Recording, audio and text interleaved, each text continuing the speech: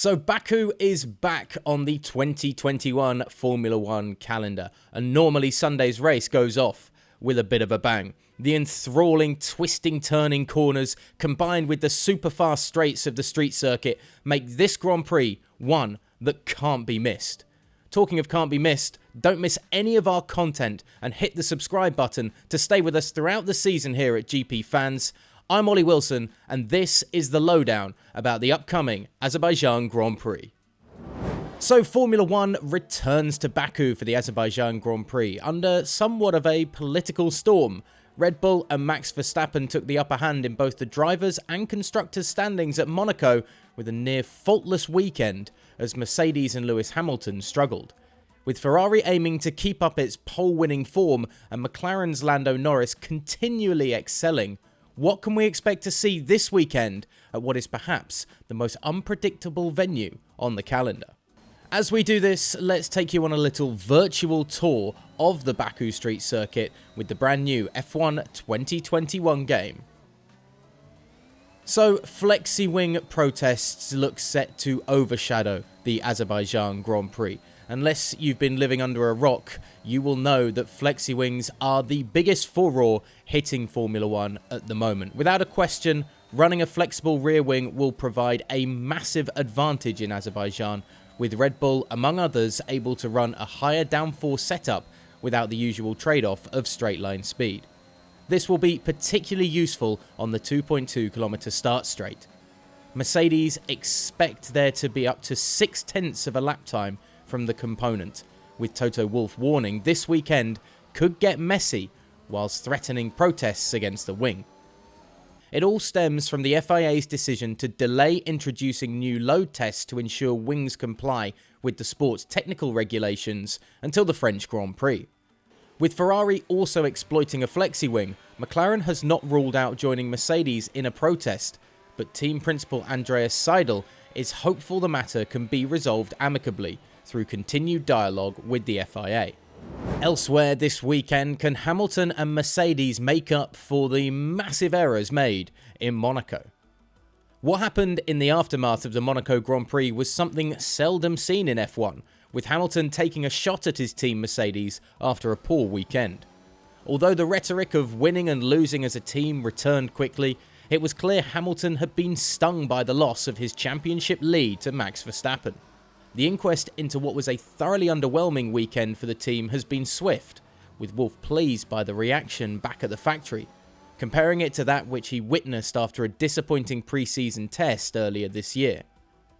Despite lingering fears over the power of the Red Bull flexi-wing, the constant threat of a safety car on Sunday could see the pit wall play a pivotal role in the outcome of the race. For the first time in the turbo hybrid era, Mercedes is on the back foot. Charles Leclerc is looking to be fueled for a rebound. After his car was given the all-clear by Ferrari, Charles Leclerc left the Monaco pit lane to head to the pole spot waiting for him. The heartbreak in his voice over the radio, declaring there was a problem, which was later discovered to be a drive shaft problem, will still echo in the minds of his fans. However, Ferrari and Leclerc will take solace from their ability to even be in contention to start from pole, which not so very long ago looked a million miles away from being possible. Monaco marked the second race in a row that Ferrari had outperformed McLaren in the battle for third in the Constructors' Championship, with Baku providing a different challenge altogether. Leclerc and teammate Carlos Sainz should benefit from the tight, twisty 90-degree corners mid-lap, but will lose out in the high-speed sections of the circuit. McLaren's trump card at the moment is Lando Norris, who keeps putting in positive performances. The British driver is third in the standings after a consistently stellar start to the season that has brought 2 podiums. Expect the tussle between the two teams to continue across the weekend. If it wasn't already, Baku is where teams and drivers that have struggled really need to start finding some pace. Round 6 of the season should be when we start to see the true colours of those that are new to the sport or new to a team. Of those who have changed teams for this season in Formula 1, Daniel Ricciardo has struggled the most, scoring just 24 points to teammate Lando Norris's 56. At Red Bull, Sergio Perez has also endured a roller coaster ride of ups and downs. Upon his return to F1, Fernando Alonso has been largely anonymous, with no points registered at either of the past 2 Grand Prix, whereas Sebastian Vettel finally found something in his Aston Martin AMR 21 at the Monaco Grand Prix, finishing 5th for his first points of the year.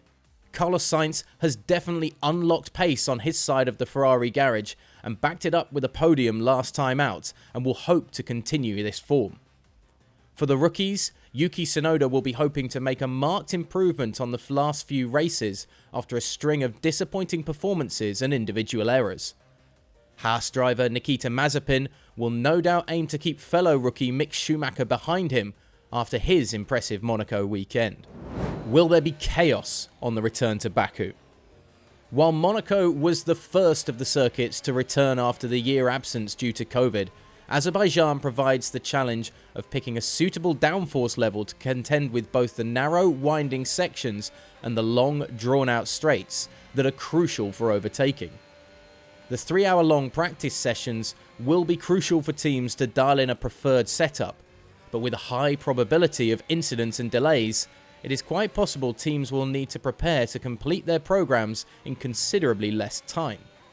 In the race, there is usually plenty of action down the long back straight, and with side-by-side racing promoted in the first sector, safety cars are a common occurrence.